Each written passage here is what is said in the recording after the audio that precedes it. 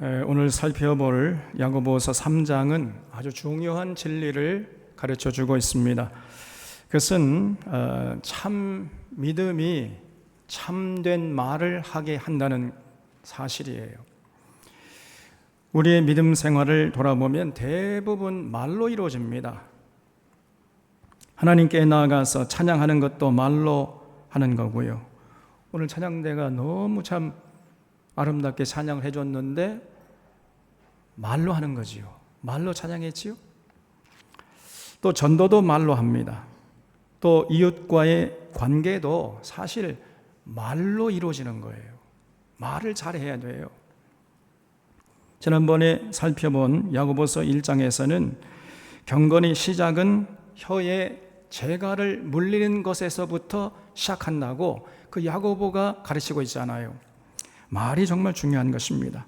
말에는 사람을 죽이기도 하고 살리기도 하는 굉장한 힘이 있어요. 일단 내 입술에서 말이 떠나면 그 말이 이제는 독립적인 존재가 됩니다. 그래서 많은 사람에게 영향을 끼치는 거예요. 그런데 말에는 참말이 있는가 하면 거짓말이 있어요. 또 왜곡된 말도 있습니다. 참말은 사람들을 위로하기도 하고 격려하기도 합니다. 그러나 거짓말은 사람들의 마음을 부패하게 하고 공동체를 분열시키는 거지요. 자꾸 다툼을 일으키는 거예요. 그래서 우리는 반드시 거짓말을 버리고 참말을 해야 되는데, 그런데 그것이 그렇게 생각보다 쉽지가 않습니다. 그런데 참 믿음이 있으면 그게 가능하다는 거예요.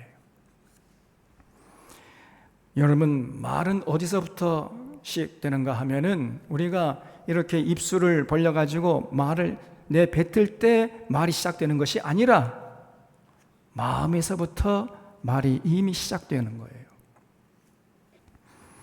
그래서 마음속에 참 믿음이 자리 잡고 있으면은 그 참 믿음에서부터 참말이 나오는 것입니다. 참 믿음은 거짓말을 버리게 하고 참된 말을 하게 해요. 그래서 야고보는 그렇게 참 믿음을 강조하고 있는 것입니다.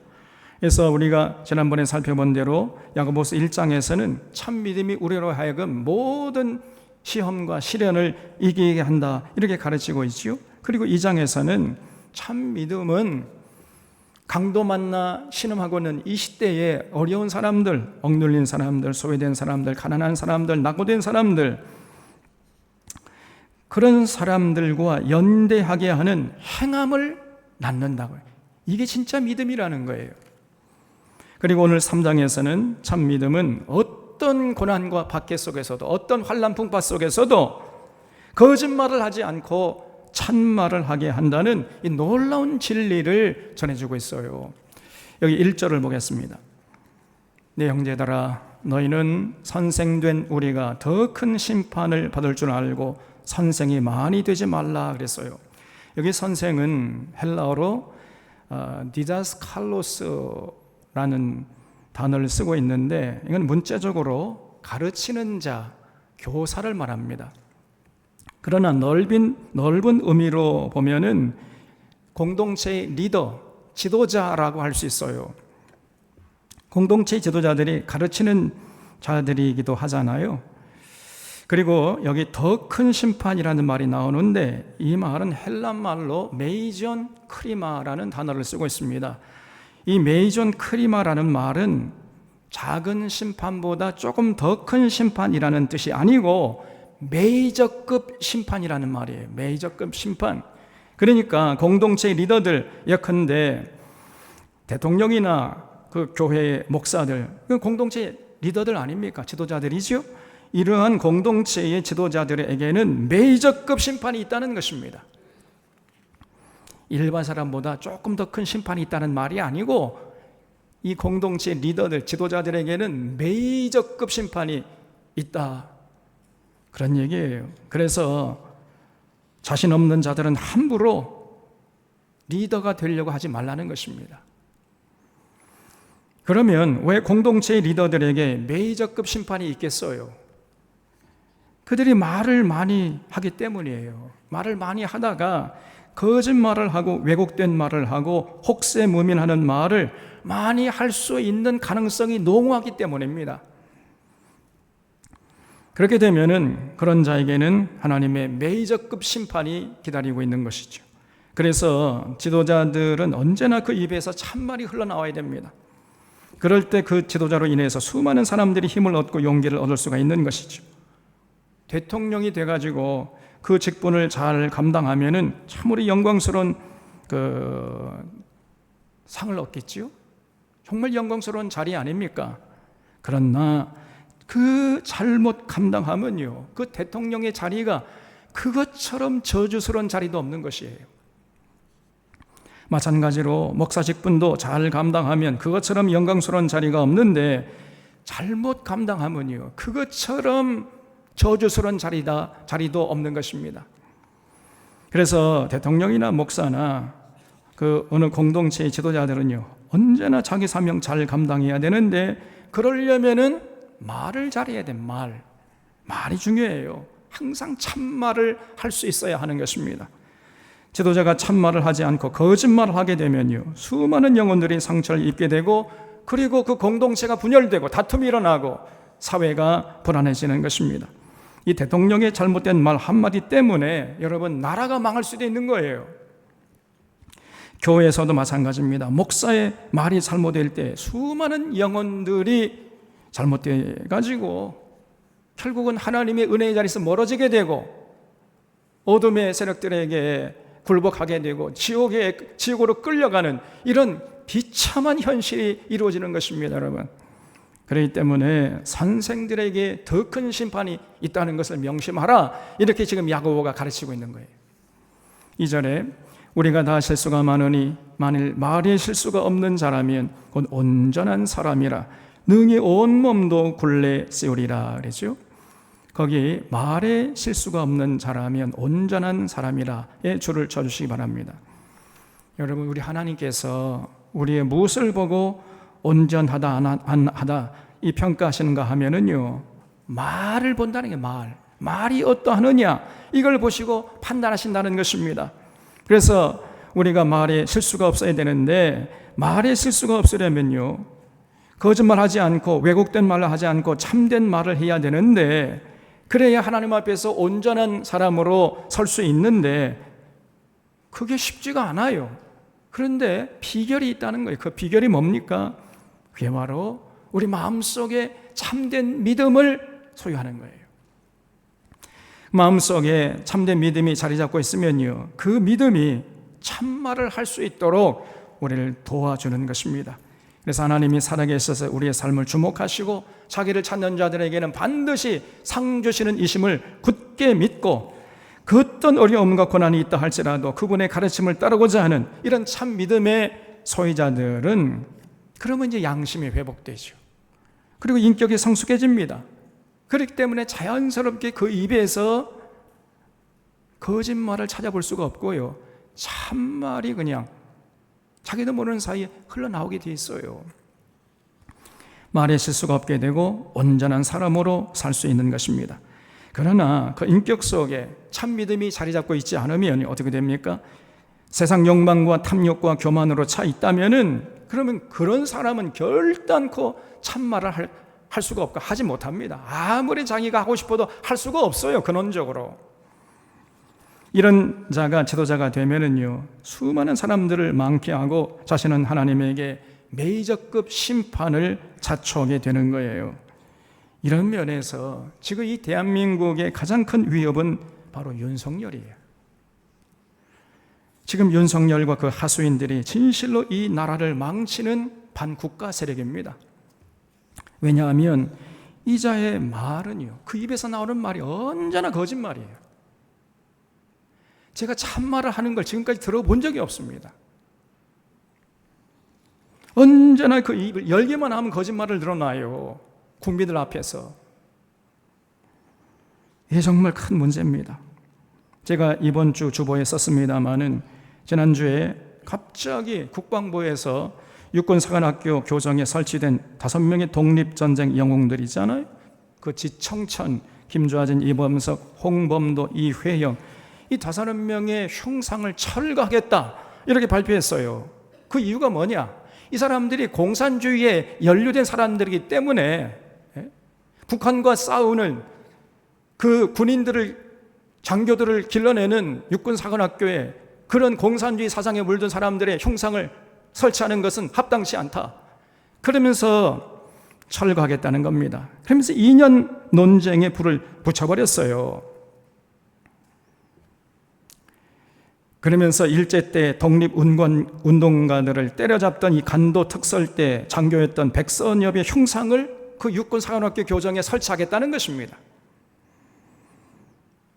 벌써 이 국방장관의 말이 새빨간 거짓말이에요. 사실에 근거한 얘기가 아닙니다. 오늘날 대한민국을 위협하는 나라가 진정 북한입니까? 여기서부터 우리가 따져봐야 돼.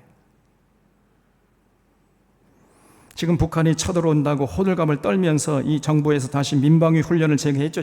지난주인가 언제. 근데 여러분, 사실이 아닙니다. 오히려 북한이 미국과 대한민국이 쳐들어올까 봐 그것을 염려하고 두려워하고 있는 거예요.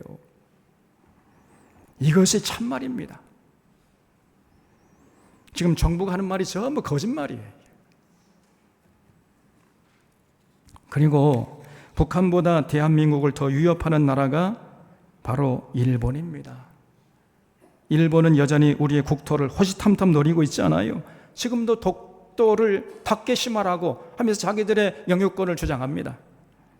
동해를 일본해라고 주장하고 있어요. 그러면서 우리 국토를 침탈하려는 시도를 멈추지 않고 있습니다. 일본의 극우들은 여전히 군사대국의 망상을 버리지 못하고 그 일본 제국주의 그 시대를 그리워하면서 지금 다시금 재무장을 서두르고 있어요. 평화헌법을 고쳐가지고. 이런 면에서 대한민국의 최대의 위협은 일본입니다. 여러분, 일본은 대한민국 군대의 분명한 적이에요. 이것이 참말입니다. 그런데 국방장관의 입에서 오직 대한민국 군대의 적은 북한뿐이라는 거예요. 거짓말입니다. 그리고 대통령이라는 자는 독립의 영웅들을 빨갱이로 매도하는 짓을 서슴지 않고 있어요. 군대도 갔다 오지 않은 자가 나라의 독립을 위해서 온 가족을 희생시키고 자기 목숨을 바친 이 독립 영웅들을 빨갱이라고 매도하고 있는 것입니다.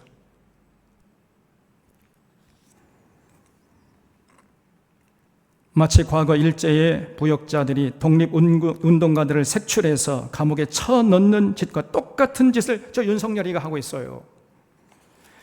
일본은 대한민국과 보편적 가치를 공유하는 파트너라고 규정하면서 일본의 핵 오염수도 안전하다는 이 거짓말을 국민을 향해서 서슴없이 늘어놓고 있습니다.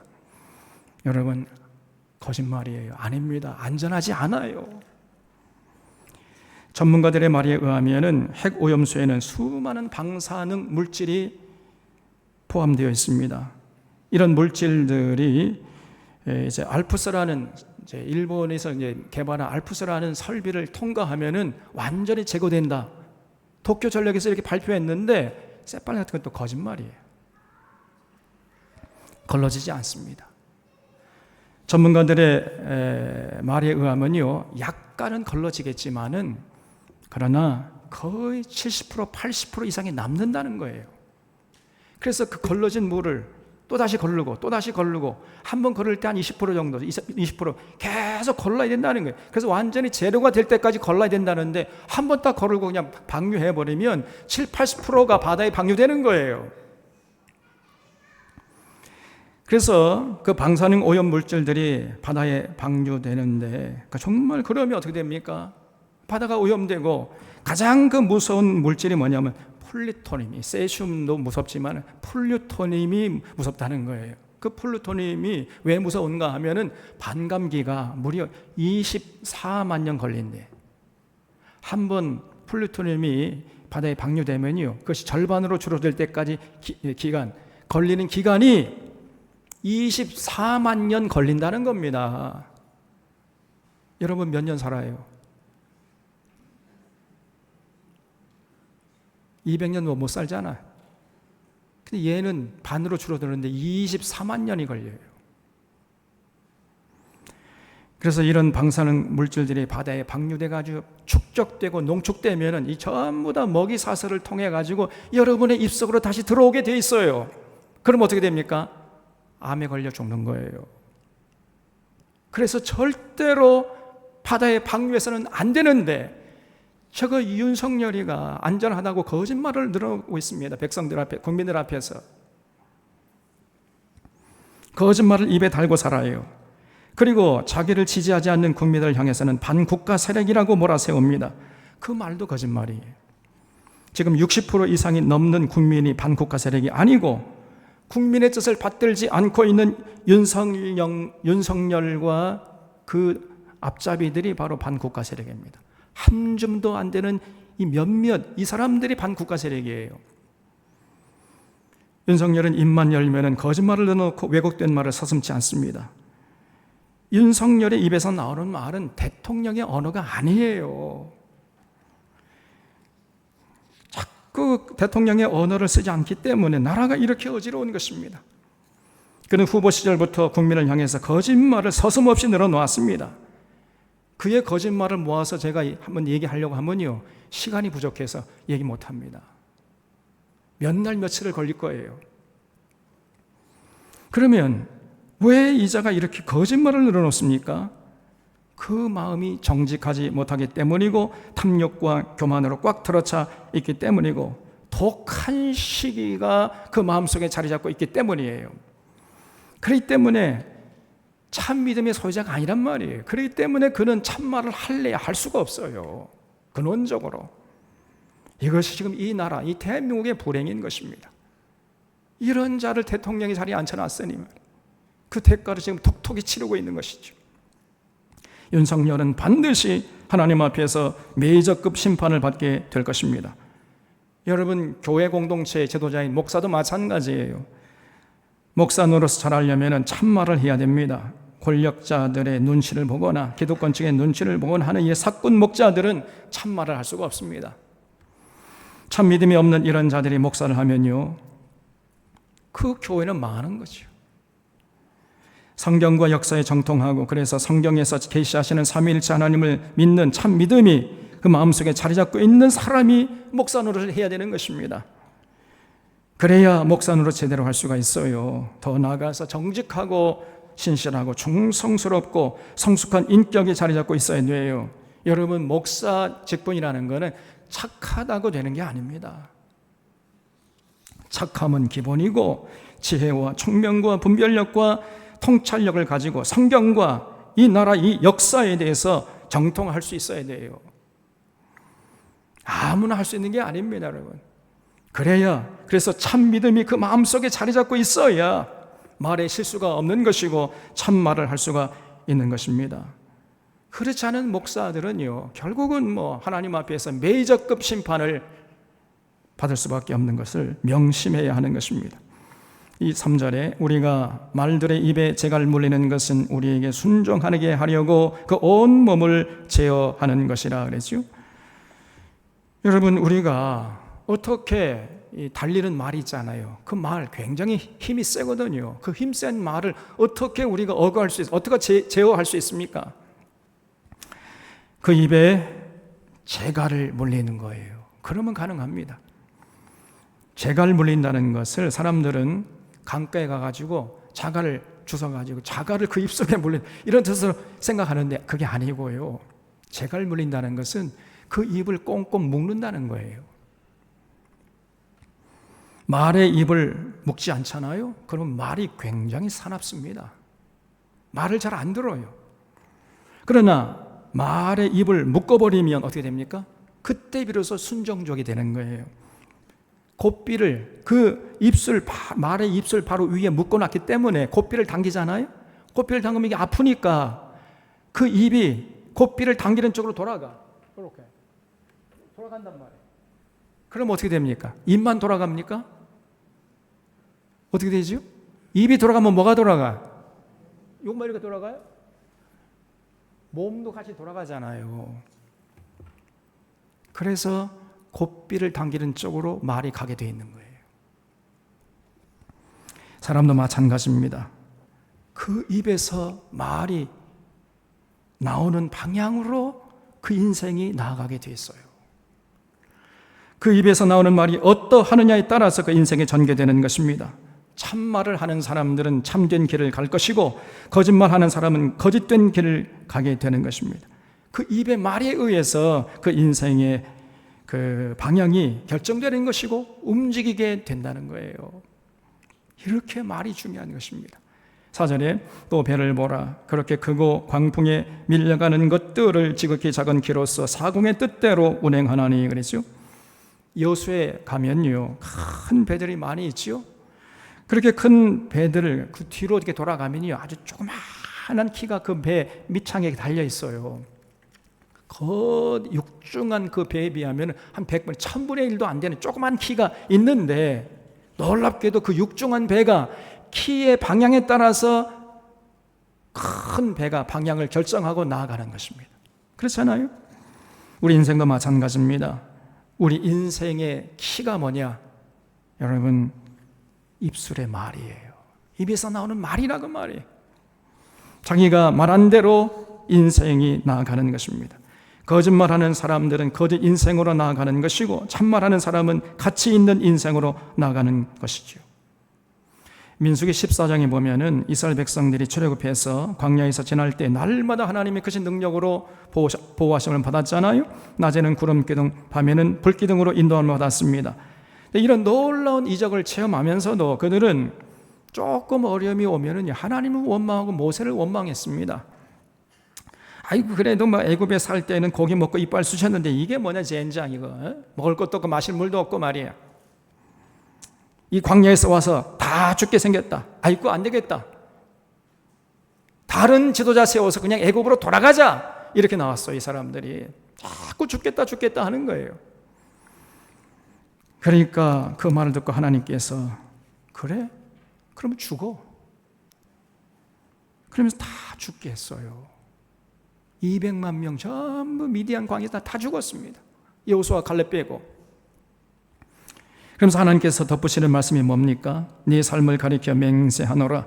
너희 말이 내 귀에 들린 대로 내가 너희에게 행하리라 그랬어요. 죽겠다 그러면은 뭐 그 정도까지 죽겠다고 그러니 너 내가 진짜 죽을 맛을 보여줄게. 이렇게 하시겠다는 것입니다. 여러분, 그 입에서 말이 나오는 대로 그 인생을 나아가겠다고 하시겠다는 거예요.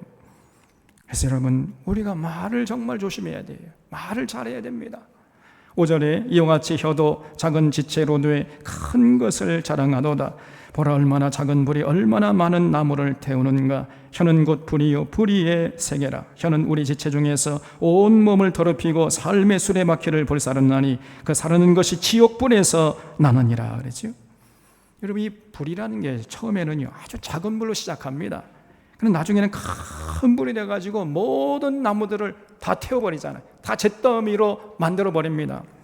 그런 것처럼 혀가 곧 불이라는 거예요. 우리가 혀를 잘못 사용하면요 그 혀가 불이 되어서 우리 온몸을 더럽히고 우리 인생의 수레바퀴를 다 태워버리는 것입니다.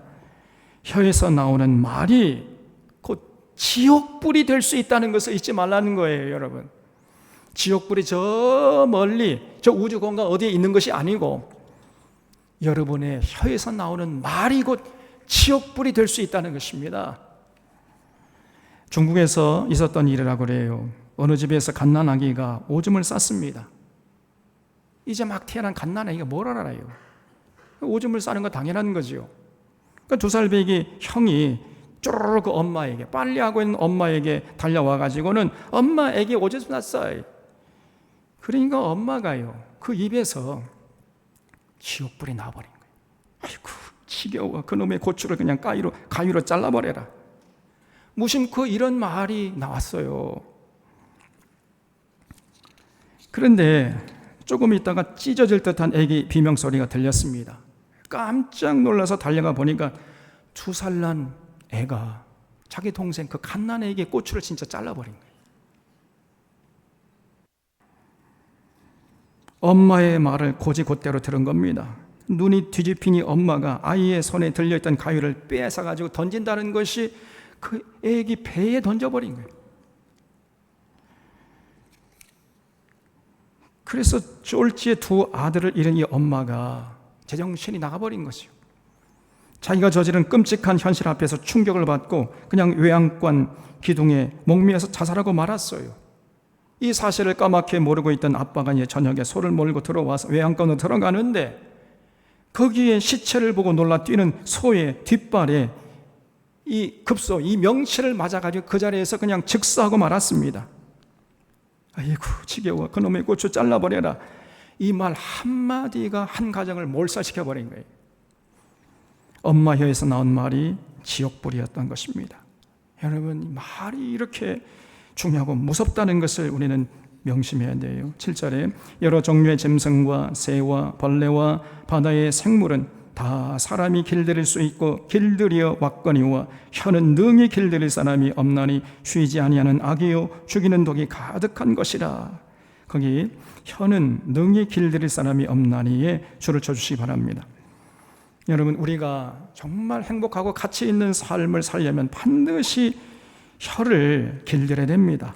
그런데 문제는 그 혀를 길들이기가 쉽지 않다는 데 있어요. 아무리 혀를 잘 사용하겠다고 다짐을 해도 그게 잘 안 됩니다. 혀를 능히 길들일 사람이 없는 것이에요.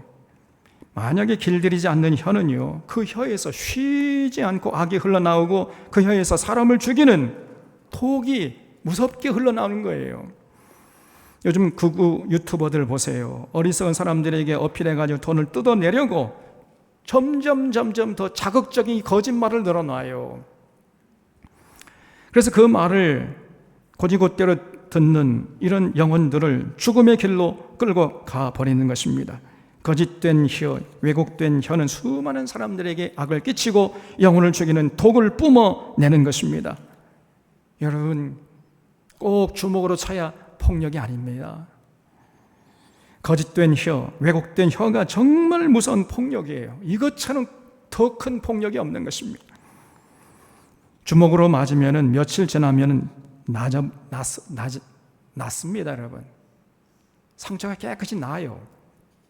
그러나 거짓된 혀로 상처받은 그 인생은요, 상처가 아물지 않고 평생 가는 것입니다. 그래서 길들이지 않는 혀를 가진 자들은 하나님 앞에 절대로 설 수 없는 것이죠. 그래서 우리는 혀를 반드시 길들여야 하는데 그것이 그렇게 쉽지가 않아요. 그래서 우리에게 참 믿음이 필요한 것입니다. 이사야서 6장에 보면은 이사야가 하나님께 부름받을 때 천사가 부젓가락으로 뻘겋게 단 숯을 가져가지고 그 이사야의 입에 대가지고 그 입술을 찢어버려요. 입술이 할례받아서 거짓말, 왜곡된 말을 못하게 오직 참말만 할 수 있도록 뻘겋게 단 숯으로 입을 찢는 이런 내용이 거기 나와요. 이사야서 6장에. 그렇습니다, 여러분. 우리가 혀를 능히 길들이기 어렵지만은 우리 입술을 뻘겋게 단 숯으로 지지게 되면 우리의 혀를 능히 길들일 수 있습니다. 자, 그렇다면 오늘날 뻘겋게 단 숯으로 우리의 입술을 지진다는 것이 구체적으로 무슨 의미이냐 그 말이에요. 구체적으로 어떤 행동을 하는 것입니까?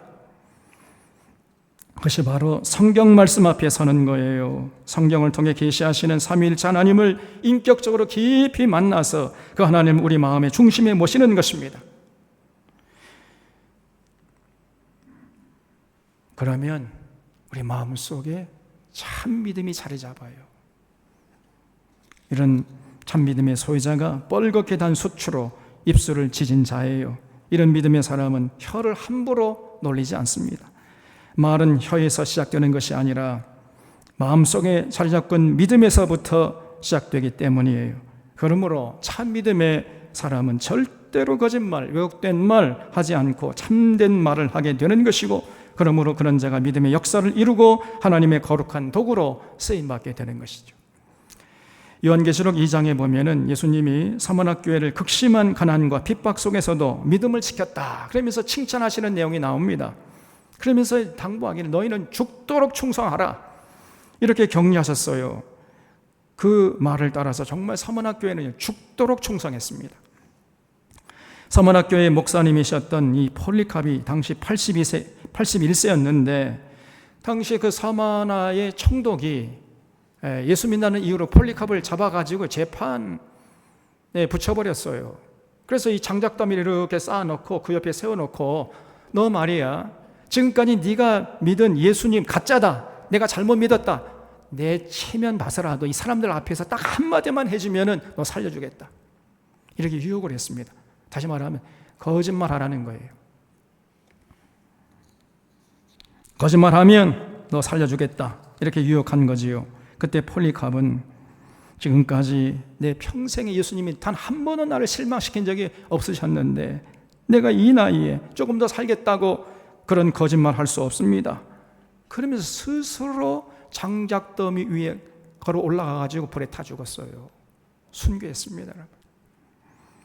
참 믿음이 그를 죽음의 위협 속에서도 참말을 하도록 했던 것입니다. 우리가 혀를 길들이기 어렵지만은 그러나 우리 마음에 참 믿음을 간직하게 되면 혀를 길들일 수 있어요. 어떤 경우에도 참말을 할 수 있게 되는 이런 사람이 되는 것입니다.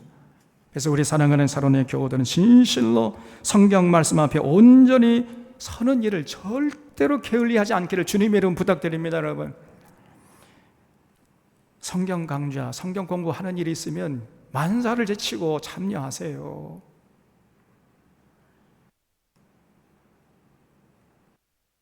가만히 있으면 뭐가 된다 그랬어요? 그냥 가만히가 돼요.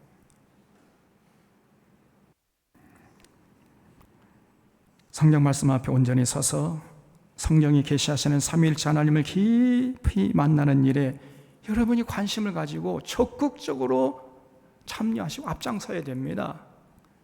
목사가 안 해주면 목사님 좀 제발 해주세요라고 부탁을 하고 막 매달려야 되는데 해주겠다는데 어쩐 일이 되는지 관심도 없는 사람들이 많아요. 안 됩니다, 여러분. 그 정도 가지고 이 어지러운 세상 이겨낼 수가 없어요.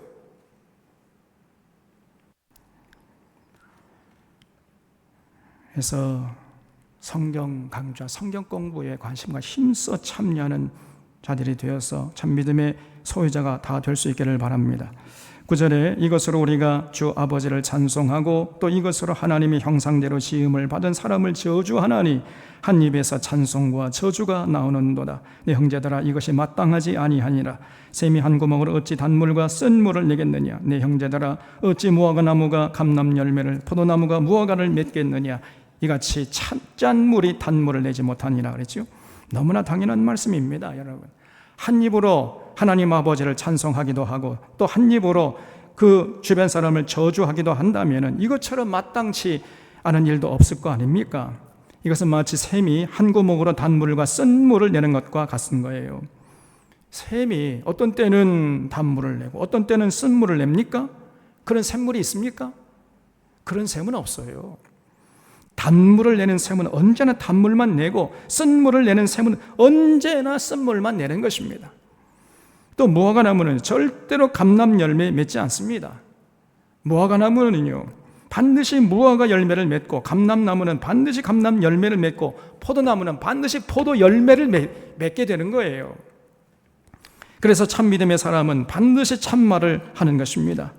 참 믿음이 혀를 제어해서 언제나 참말을 하게 돼요. 언제나 참말을 통해서 생명의 한계를 풍기면서 살아가는 것입니다. 그러나 이 거짓 믿음의 사람은 절대로 참말을 할 수가 없습니다. 언제나 짠물이 단물이 내지 못하는 그런 것처럼 언제나 그 입에서 악한 독이 흘러나오는 거예요. 그래서 역으로 우리가 살펴보게 되면 그 사람의 정체를 어느 정도 알 수 있어요. 그 입에서 나오는 말이 어떤지를 잘 살펴보잖아요. 그러면 그 사람의 마음속에 자리 잡고 있는 믿음이 어떤 믿음인지, 짝퉁 믿음인지 진짜 믿음인지 거짓 믿음인지 참 믿음인지 이거를 어느 정도 알 수 있게 되는 것입니다. 이거는요 속일 수가 없어요. 13절에 너희 중에 지혜와 총명이 있는 자가 누구냐? 그는 선행으로 말미암아 지혜의 온유함으로 그 행함을 보일지니라 그랬죠. 여기 청명이라는 헬란 말은요 에피스테몬이라는 단어를 쓰고 있는데 이것은 이해력이 좋다라는 뜻입니다. 우리도 보면은 이야기를 해보면요, 금방 잘 이해하고 알아듣는 사람이 있잖아요. 그런 사람을 우리가 청명하다 이렇게 얘기하는 거죠. 에피스테몬입니다. 그래서 하나님 말씀을 잘 알아듣고 이해하고 진리를 깨우쳐서 그 진리 따라 살면은 이 사람은 그 마음속에 참 믿음이 자리 잡게 되는 것이고, 그러면 그 입술에서 언제나 단물이 나와가지고 주변 사람들을 위로하고 격려하고 세워주는 사람이 돼요. 그래서 선을 행하는 자가 되는 것입니다. 그런데 이 지혜와 청명이 없는 사람은 아무리 하나님의 말씀을 알고 싶게 가르쳐줘도 이해를 못해요. 그냥 하품만 해대. 지루하다는 것입니다. 어떤 사람은 꿀송이처럼 달다고 이렇게 얘기하는데 이 사람은 지루하게 짝이 없는 거예요. 이해를 못합니다. 그러니까 전혀 진리를 깨우치 못하니까 지루하죠. 그러니까 그 마음속에 참 믿음이 자리 잡을 수가 없어요. 그러면 언제나 그 입에서 자기도 모르는 사이에 자꾸 쓴물이 흘러나오는 인생이 되고 마는 것입니다. 참 불행한 인생이죠. 14절에 그러나 너희 마음속에 독한 시기와 다툼이 있으면 자랑하지 말라. 진리를 거슬러 거짓말하지 말라 그랬어요. 마음속에 독한 시기가 자리 잡고 있으면요, 반드시 이제 그 사람이 가는 곳마다 다툼이 일어나요. 시기는 마음속에 있는 것이요, 다툼은 밖으로 삐져나오는 그걸 다툼이라. 시기가 있으면요, 다툼이 밖으로 삐져나오는 거예요. 그래서 마음속에 독한 시기가 있는 사람은 입만 열면 거짓말을 해댑니다. 거짓말을 참말처럼 해대버려요. 그러니까 가는 곳마다 다툼을 일으키는 거지요. 그 좋은 예가 바로 윤석열이에요. 오늘 말씀에 딱 들어맞기 때문에 제가 윤석열 얘기하는 겁니다. 윤석열의 마음에 독한 시기가 지금 자리 잡고 있어요. 언제나 그는 국민을 향해서 지금 썽을 내고 있잖아요. 화난 얼굴이에요. 그는 국민을 향해서는 화난 얼굴이고, 저 일본의 기시다 앞에서 그냥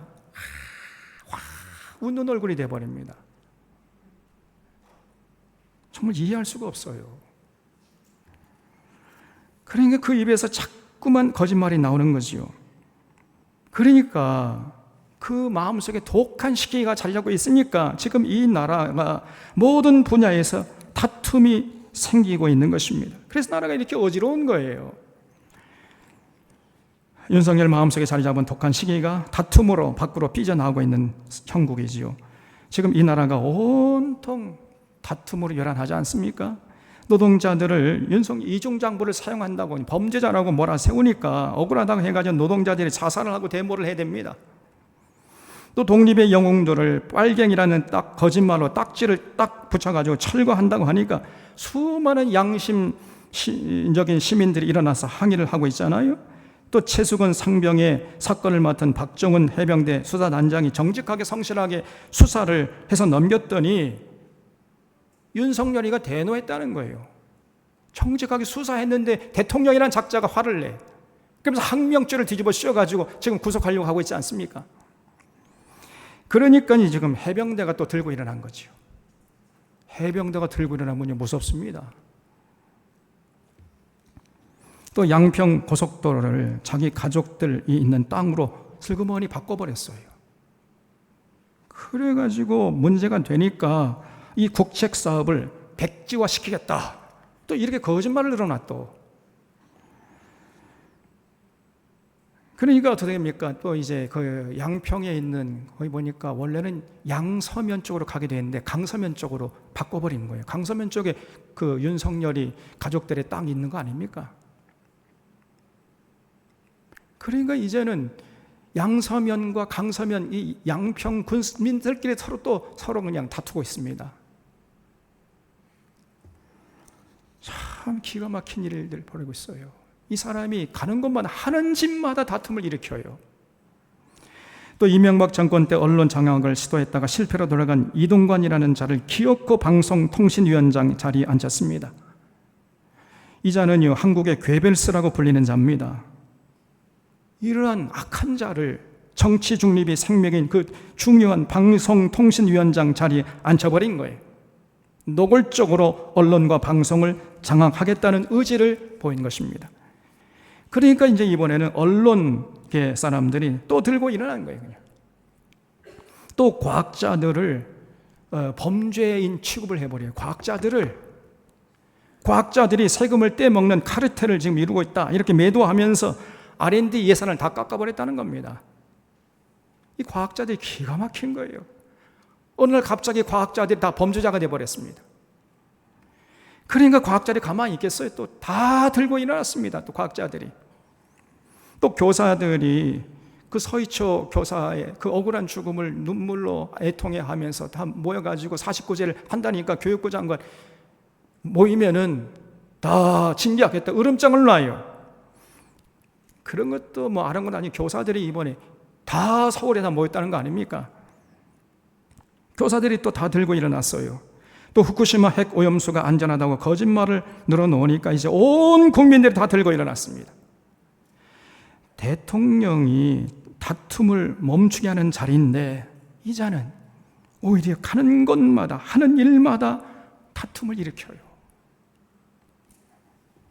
이자가 도대체 왜 이러는 것입니까? 왜 이런 짓을 하는 거예요? 그 마음속에 독한 시기가 자리 잡고 있기 때문이에요. 윤석열은 왠지는 모르겠는데 이 나라가 잘 되는 꼴을 두고 보지 못합니다. 이 나라를 망케 하는 짓만 골라서 해요. 제 눈에는 이 나라가 망했으면 좋겠다는 사람처럼 보입니다. 정말 그런 것 같아요. 그래서 좀 매국노 중에 매국노고, 저 일본의 앞제비 중 앞제비입니다. 이런 자가 대통령 자리에 앉아 있으니 나라가 평안할 리가 없는 것이죠. 독한 시기가 있는 자들은 그 입에서 반드시 진리를 거슬러 거짓말이 나오는 거예요. 그래서 가는 곳마다 진리를 따르고자 하는 양심 세력들과 다툼을 일으키는 거예요. 그래서 야고보는 그런 독한 시기가 있고 다툼을 일으키는 이런 자들은 절대로 입을 열지 말고 입을 굳게 다물라. 그 입에 재갈을 물리라는 거예요. 이렇게 권면하고 있는 거죠. 15절, 이런 지혜는 위로부터 내려온 것이 아니요 땅 위의 것이요 정욕의 것이요 귀신의 것이니 시기와 다툼이 있는 곳에는 혼란과 모든 악한 일이 있습니다. 그랬어요. 독한 시기가 있는 사람은요 반드시 그것을 밖으로 드러내게 되어 있습니다. 바로 다툼으로 드러내는 거지요. 언제나 걸핏하면 주변 사람들과 다투는 거예요. 그러니까 상식적인 사람들은 절대 받아들일 수 없는 주장을 장황하게 늘어놓고 있으니 어찌 다툼이 일어나지 않겠습니까? 그래서 가는 곳마다 시기와 다툼을 일으키는데, 그런 자의 마음속에 담겨있는, 머릿속에 담겨있는 지혜는 하늘에서 온 지혜가 아니라는 거예요. 세상적이고 정력적이고 마귀적이고 귀신에게서 온 것이라는 겁니다. 저 윤석열의 머릿속에 드는 지식이, 지혜라는 거는요 귀신에게서 온 거예요. 그래서 그 사람의 말을 들어보면요 그 사람이 정체를 금방 알 수 있는 겁니다. 속일 수가 없어요. 지금 윤석열은 팔을 걷어붙이고 국민과 싸우겠다고 합니다. 지금 윤석열이 싸워야 할 대상은 우리나라 국토를 침탈하는 일본이고 핵오염수를 투기하는 일본인데, 이제는 지금 국민과 싸우려고 그래요. 일본과는 싸우려고 하지 않고 자꾸 국민과 싸우려고 그래요. 그리고 입만 열면은 궤변을 늘어놓거나 왜곡된 말을 늘어놓거나 거짓말을 늘어놓습니다. 왜 이런 짓을 하는 거예요? 그 여자의 머릿속에 들어있는 사상이 위로부터 온 것이 아니고 하나님으로부터 온 것이 아니고요 귀신에게서부터 온 것이기 때문입니다. 그런데 놀랍게도 한국교회 목사 장로들이 다 윤석열을 지지하고 있으니 참으로 통탄할 노릇이에요. 목사 장로들이 왜 윤석열 지지합니까? 초록이 동색이기 때문에. 다시 말하면 목사 장로들이 예수님을 안 믿는 거예요. 이것들이 실제로 입만 열면 뭐 주님을 사랑한다고 하지만 거짓말입니다.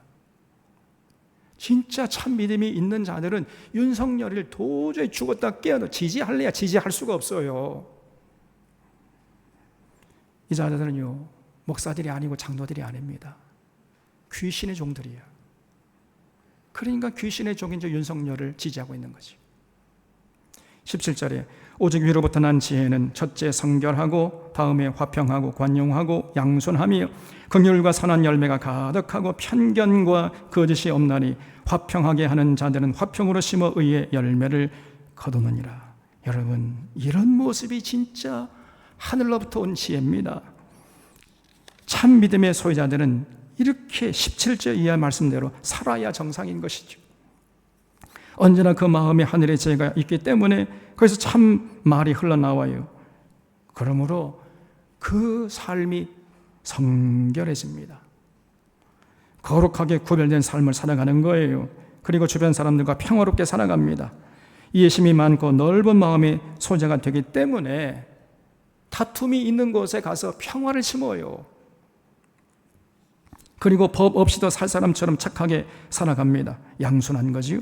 그리고 어렵고 힘들어하는 사람들이 나아가서 위로하고 격려하는 말을 잘해요. 그러니까 선한 열매가 가득해집니다.